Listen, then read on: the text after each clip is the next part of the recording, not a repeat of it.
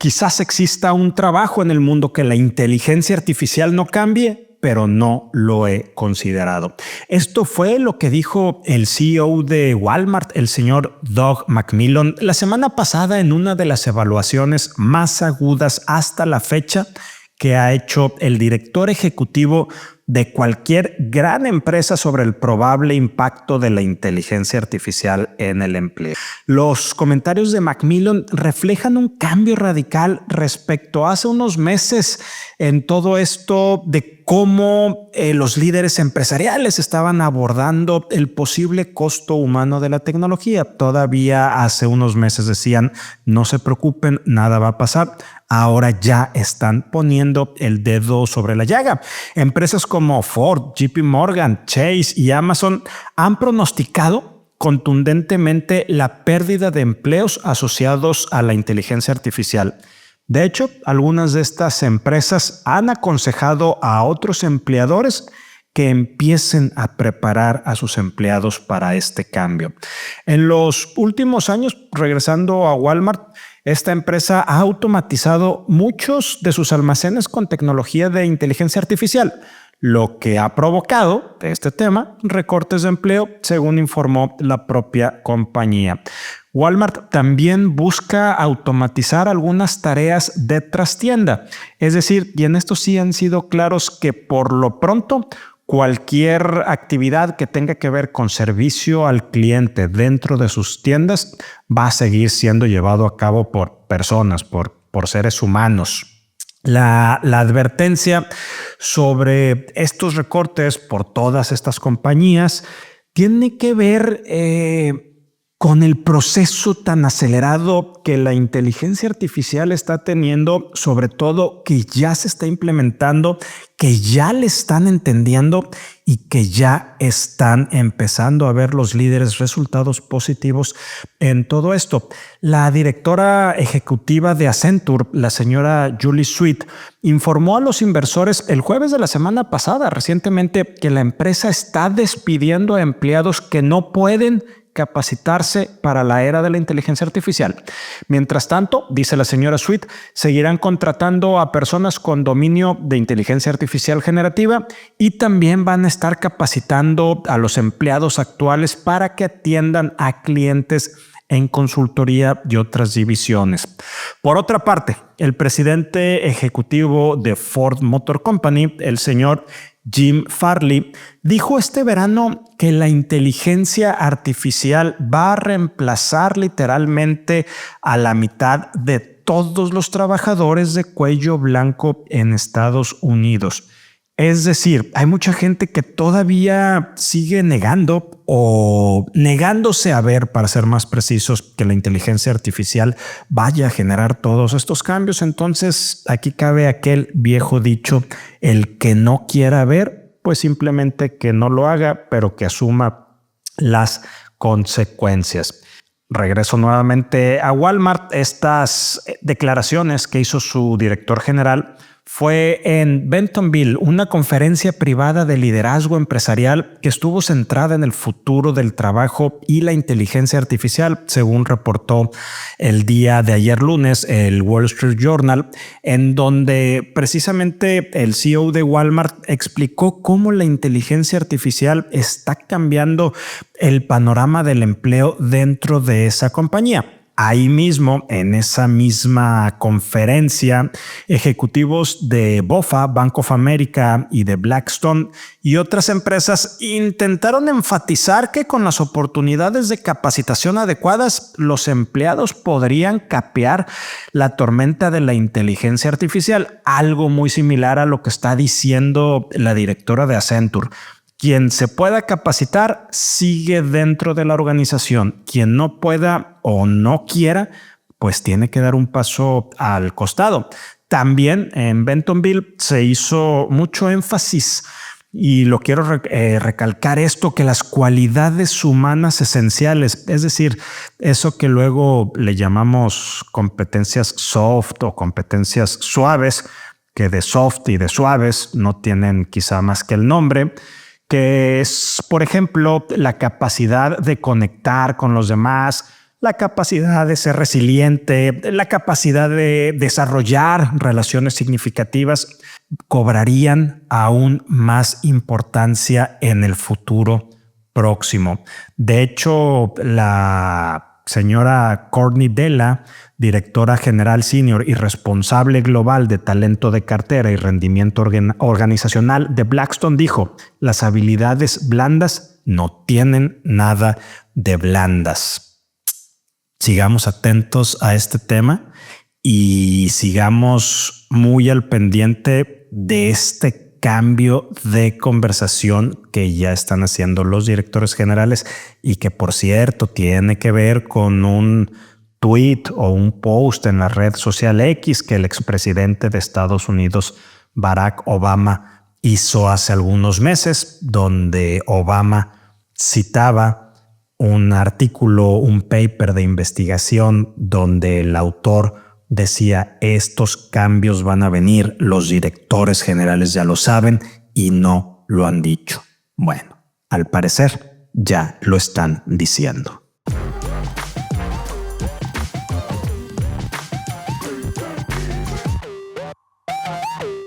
Think Talent presenta People Trends the Human Leader con Rogelio Segovia. Te damos la bienvenida a este espacio en el cual analizaremos los aspectos más relevantes del mundo empresarial, del talento y las tendencias del mercado, así como el impacto que tienen en el presente y futuro de las personas. Gracias por acompañarnos. Bienvenidos a People Trends, un espacio que explora los aspectos más relevantes del talento y del trabajo. Hoy es martes 30 de septiembre, este es nuestro episodio 97. Yo soy Rogelio Segovia, gracias por estar aquí.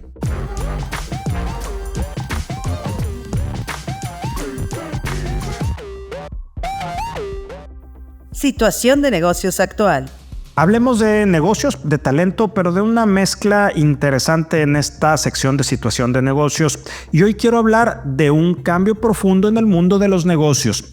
El individuo, la persona, empieza a desplazar a las empresas como el verdadero protagonista de las organizaciones. Es decir, siempre hemos visto a las organizaciones, o a muchas de ellas, de una forma un poco más impersonal o genérica. Es decir, independientemente de quién sea el director general, la compañía va a seguir. A lo mejor si yo le pregunto: oiga, dígame los últimos 3 o 4 directores generales de Starbucks, pues no podemos decir quizá más que 1 o 2 nombres en el mejor de los casos, porque pues vemos a la organización de una manera institucional y no personal. Bueno, al parecer esto está cambiando y no se trata solo de las grandes corporaciones, sino de las personas que las lideran y las mueven a estas grandes corporaciones. Por ejemplo, Alphabet, Meta, Oracle o Tesla siguen orbitando alrededor de sus fundadores.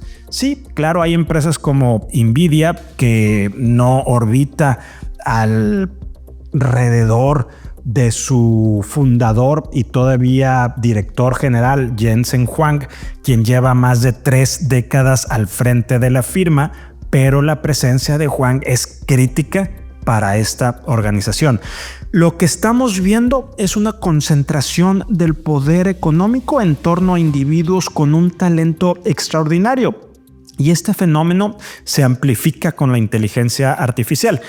En Silicon Valley, la competencia por atraer a los mejores investigadores es feroz. Elon Musk la describe como la guerra de talento más loca que él ha visto. Y la percepción es clara: un puñado de personas de alto desempeño, que son los llamados high potential, pueden decidir quién lidera la próxima gran revolución tecnológica. Mark Zuckerberg de Meta ha ofrecido paquetes millonarios para traerlos y lo comentamos esto creo que hace como un mes aproximadamente, y no es el único. Fondos de cobertura, despachos legales e incluso la industria del entretenimiento está compitiendo por ellos. Este es el gran cambio. El individuo, la persona de alto desempeño, los superestrellas están teniendo ahorita una presencia muy clave, pero sobre todo muy significativa dentro de las organizaciones. Y aquí es cuando le digo yo a usted la clave de todo esto. Si usted quiere jugar en esta liga, primero debe de ser un high potential, porque en la economía de hoy el talento no solo importa, lo es todo. Economía. Hablemos temas económicos de nuestro país. En México la inflación repuntó en la primera quincena de septiembre y alcanzó una tasa anual de 3.74%. Las previsiones dicen que la inflación va a llegar al 4% a finales de este año, y esto fue impulsado principalmente por el alza en los costos educativos. El índice subyacente de la inflación subió a 4.26% anual. Pero como fue en el aspecto subyacente, esto llevó al Banco de México también la semana pasada a reducir nuevamente la tasa de referencia en 25 puntos base, colocándola actualmente en 7.50%. La decisión del Banco de México refleja la necesidad de estimular el crecimiento en un entorno donde la inflación permanece relativamente bajo control, pero con presiones específicas en servicios, que es precisamente la inflación subyacente. En el frente externo de la economía de nuestro país, la OCDE, y esto es una buena noticia, marginal, pero buena noticia, elevó su estimación de crecimiento para México en 2025, hablando del PIB, del 0.4% al 0.8%, mientras que BBVA México la ajustó al 0.7%. Los datos del INEGI confirman que en el segundo trimestre de este año el Producto Interno Bruto avanzó 0.6% respecto al trimestre previo y 1.2% en comparación anual, con un acumulado de 0.9% en el semestre. Y aunque los pronósticos apuntan a un ligero repunte, la economía sigue mostrando señales de debilidad estructural y con un grave riesgo de que pudiéramos caer en un decrecimiento. Otro tema para ir cerrando temas económicos de nuestro país, y me voy al mercado laboral, el cual envió señales preocupantes. En agosto se perdieron 1.3 millones de empleos. Esta es la caída mensual más fuerte desde el 2022. La tasa de desocupación, es decir, de desempleo, se ubicó en 2.9%, pero el deterioro se concentró en el empleo formal, y esto es crítico, que se dio más de 100,000 plazas en el segundo trimestre. En contraste, y esto no debería de ser, el sector informal absorbió más de 500,000 de trabajadores y elevó la tasa de informalidad al 54.8% de la población ocupada. Más personas, más gente de nuestro país trabajan en la informalidad que en la formalidad, y todo esto confirma la fragilidad de la recuperación laboral. Y rápidamente, en el ámbito internacional, la economía estadounidense mostró un crecimiento anualizado de 3.8% en el segundo trimestre, aunque con señales de menor impulso interno. El consumo avanzó 2.5% en aquel país y la inversión fija empresarial 4.4%, pero la caída de inventarios restó dinamismo. El empleo también se está desacelerando allá, y en este mes de agosto generó apenas 22,000 nuevos puestos de trabajo y la tasa de desempleo repuntó a un 4.3%, lo que obligó finalmente a la Reserva Federal a retomar el ciclo de recortes que ya habíamos platicado y a bajar su tasa en un rango del 4.0 al 4.25%.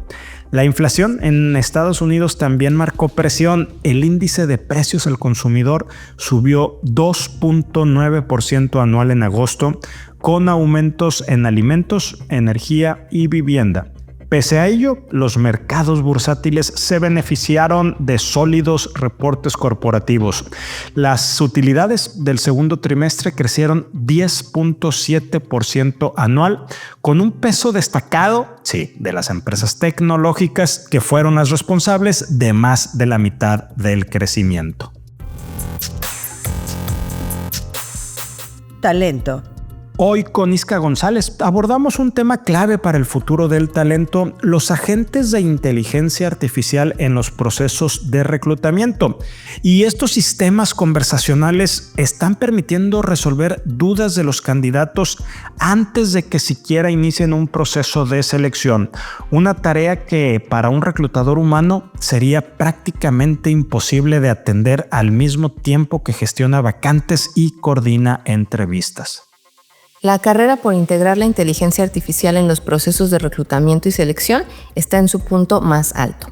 Eleven Labs, que es una plataforma muy realista de voz generada por inteligencia artificial, lanzó hace 4 semanas sus propios Recruiter AI Agents. En solamente un mes realizaron más de 2.324 conversaciones, es decir, 83 conversaciones al día, con posibles candidatos interesados en las vacantes de Eleven Labs.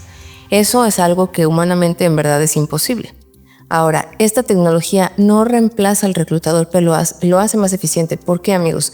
Lo que quiero que veamos es, vamos a traer toda esta tecnología de la que se está hablando, todas las herramientas, los sistemas, software, ATS, aplicaciones, son empresas interesadas en agilizar los procesos y en liberar a sus reclutadores de tareas administrativas repetitivas que no generan valor quienes lo están haciendo. Se tiene que invertir tiempo, dinero y esfuerzo en este tipo de tecnología. Vamos a pensar ahora en una empresa en México que es una compañía familiar, puede tener más de 30 o 40 años en el mercado en diferentes industrias, pero sigue trabajando en una manera completamente manual.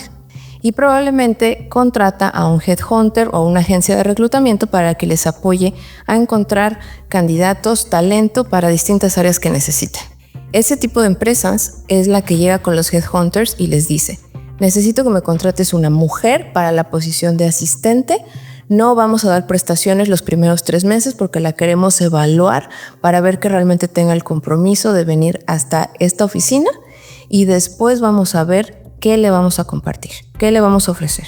Desde un principio tendríamos que hablar de la estructura, la organización y la cultura de la empresa. Ahí, la inteligencia artificial no está haciendo absolutamente nada. Y aunque el headhunter o el reclutador que busque a esas candidatas pueda tener la mejor tecnología, el cambio verdadero que tendría que suceder en el proceso de selección empieza por los líderes de este tipo de empresas, que tienen que realizar un cambio mental primero. Es un mindset, el decir: yo necesito estas habilidades, necesito estas competencias, este es el presupuesto que tengo, y desde ahí estar apegados a la ley. Ofrecemos prestaciones de ley, pero a la fecha se sigue justificando que tener un negocio es encontrar la mejor forma, buscar que los recursos se maximicen, y eso impacta en los procesos de selección. Las quejas que tienen muchas veces las personas en búsqueda de empleo están relacionadas más con este tipo de acciones y no tanto con la inteligencia artificial. Se habla mucho desde el desconocimiento y es la ignorancia del proceso de selección. Un proceso de selección estructurado, y sobre todo en empresas que necesitan contratar a volumen, es decir, hablamos de 70,000 contrataciones al año, evidentemente necesitan un sistema que sea ágil. Pero una empresa local que tiene 15 contrataciones al año, lo primero que necesita es un proceso ágil. Y el proceso no necesariamente está relacionado con la inteligencia artificial o con la automatización. Una entrevista ágil significa que tú puedes presentar candidatos y la persona que los entrevista va a hacerlo con enfoque, con las preguntas correctas para tomar una decisión.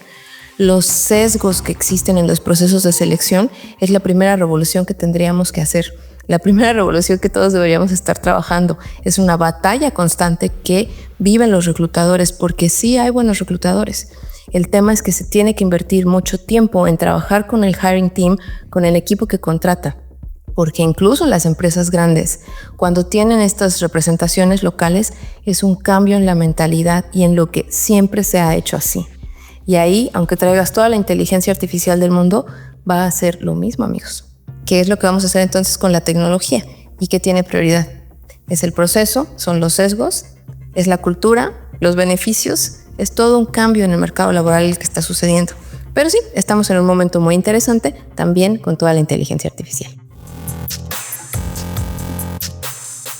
Cultura. Con Ginny Dorado abordaremos la importancia de alinear la planeación estratégica con el proceso de desempeño. Cuando ambos caminan separadas, la planeación estratégica y el proceso de desempeño, la estrategia queda en el papel y el desempeño en métricas aisladas. Integrarlos no solo asegura resultados, también impulsa una verdadera cultura de meritocracia dentro de las organizaciones.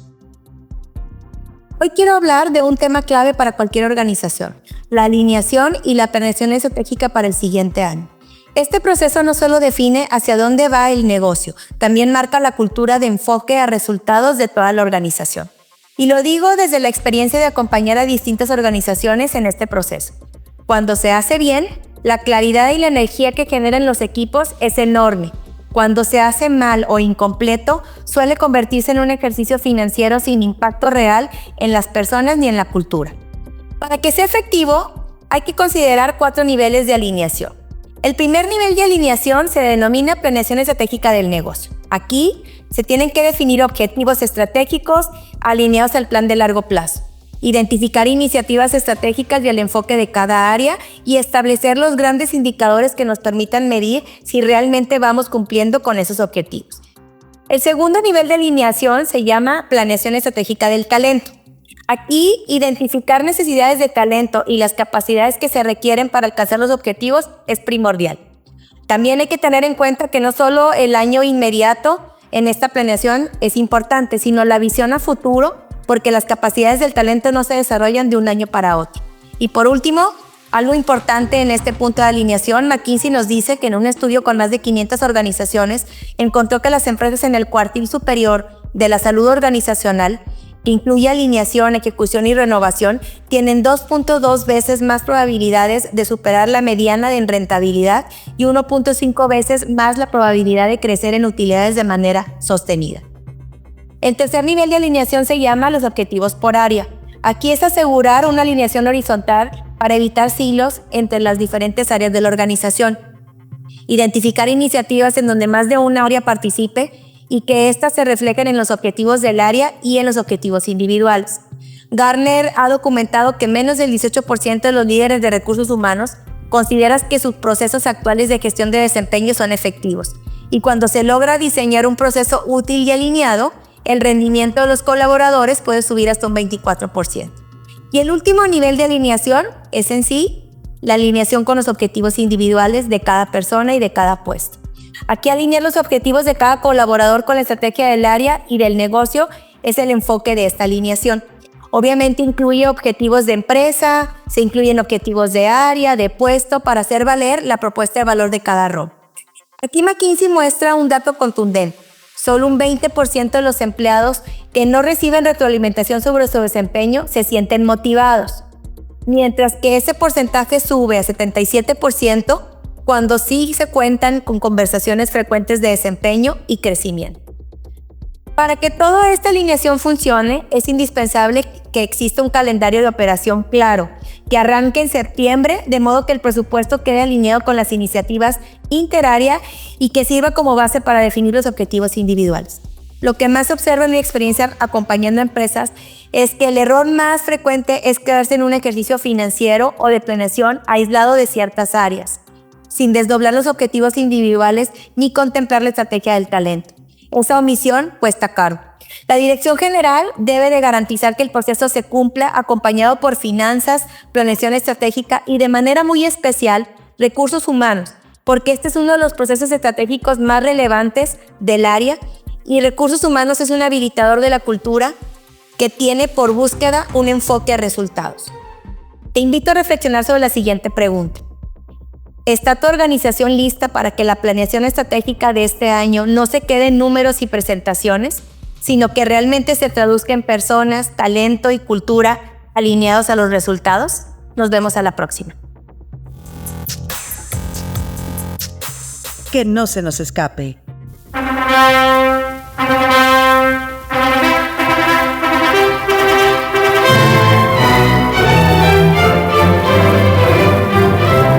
muchas veces hemos platicado que la población a nivel mundial, también aquí en nuestro país, ha empezado a decrecer. En México puntualmente la tasa de reemplazo, es decir, el número de hijos que las mujeres en edad de reproducción deberían tener para mantener la población actual, es de 2.1. Y actualmente, de acuerdo con datos del INEGI, el promedio es de 1.8%. También el número de matrimonios ha disminuido, tanto en México como en el resto del mundo. Y aunque las causas o motivos son multifactoriales, solemos simplificar diciendo que los jóvenes no quieren compromisos, que prefieren estirar su juventud o retrasar decisiones importantes. Lo cierto es que una de las principales barreras para que los jóvenes hoy en día no se estén casando y no estén teniendo hijos es el dinero. Es un tema netamente económico. Durante siglos llegamos un poco de repaso acerca de esta institución del matrimonio.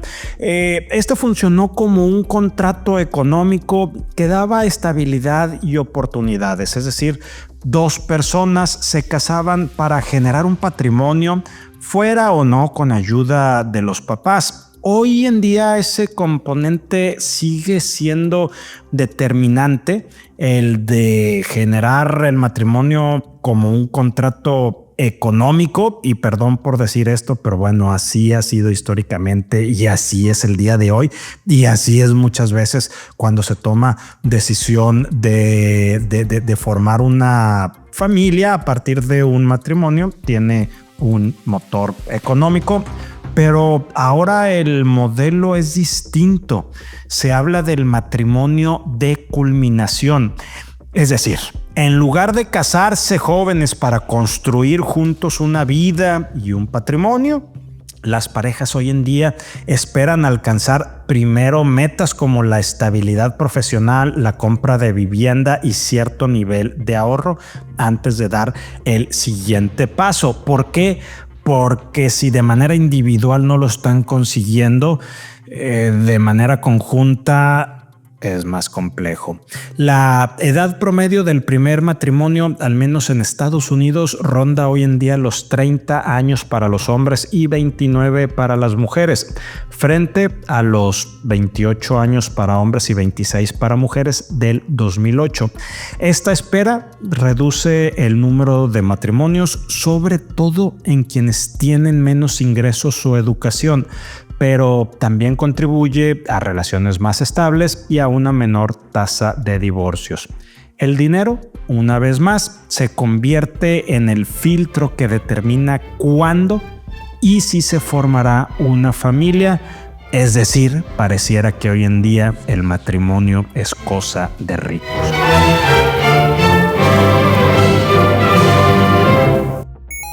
Con Yeshua Gómez analizamos el día de hoy dos dictámenes recién aprobados por el Senado. El primero prohíbe la creación de un buró laboral, evitando que se construyan listas negras de trabajadores, y el segundo fortalece las medidas de prevención contra la violencia en los centros de trabajo.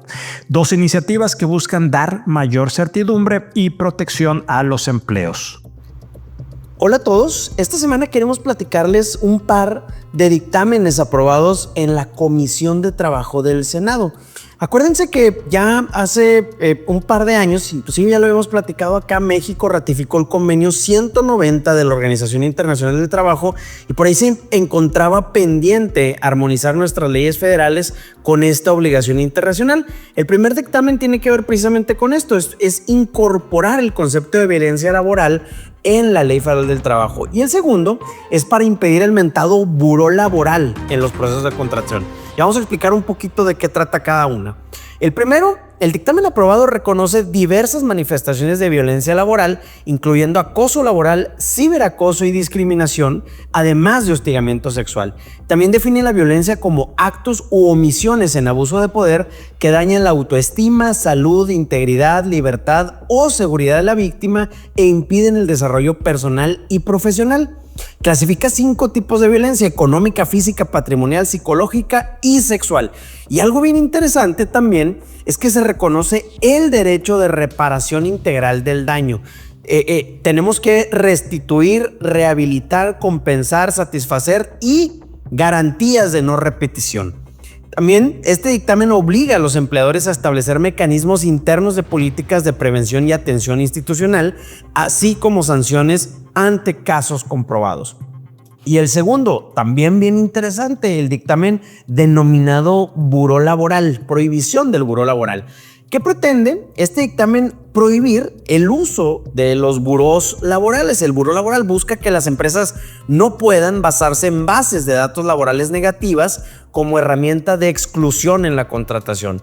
La reforma pretende evitar estos burós que operen como listas negras disfrazadas donde candidatos puedan ser descartados por antecedentes laborales sin criterio justo ni transparencia. Se busca que la Ley Federal del Trabajo prohíba expresamente el uso de estas bases de datos en procesos de selección de personal.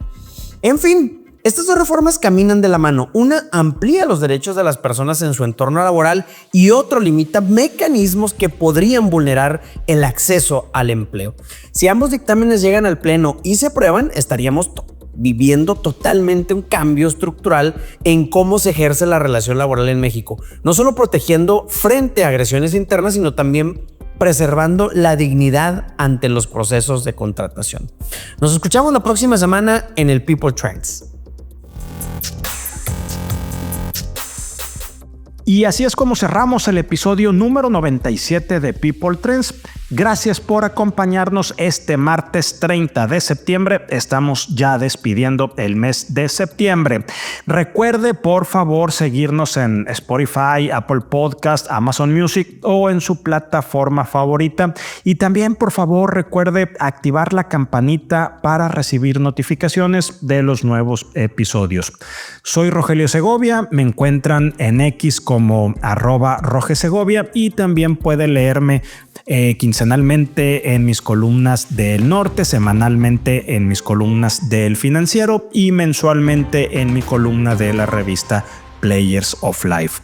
Ha sido un gusto compartir este espacio con usted. Nos escuchamos la próxima semana, ya en el mes de octubre.